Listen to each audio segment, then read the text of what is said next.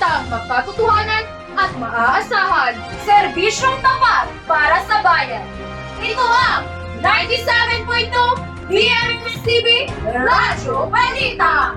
Magandang umaga sa probinsya ng Bukidnon. Magandang umaga, Pilipinas, at sa lahat ng naabot ng aming programa ngayong ika-15 ng Agosto 2024.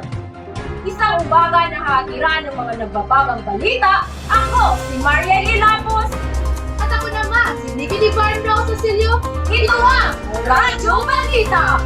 Ayon sa Department of Health, kaso ng dengue sa bansa tumaas ng 10% sa loob ng isang linggo. Samantala, sa kabuuan, umabot sa 5,099 na kaso ng dengue ang naitala sa probinsya ng Bukidnon at 36 ang namatay base sa datos ng Provincial Health Office mula Enero hanggang Agosto nitong taong 2024. Kaya inirekomenda ng Department of Health at ng Provincial Health Office na maging maingat sa paglilinis sa kapaligiran lalo na sa panahon ng tag-ulan.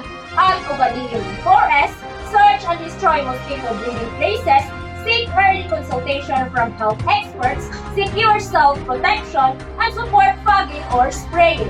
At kung ikaw ay may mga nararamdamang sintomas ng dengue, kagaya ng lagnat at joint pain, ay kaagad na kumonsulta sa Barangay Health Center o di kaya sa pinakamalapit na ospital. Laging tandaan, Ng kalusugan ay kayamanan ng bayan. Ako, si Maria Lilapos. at ako naman, si Nikki Divine Rose Cecilio. Ito ang Radyo Balita!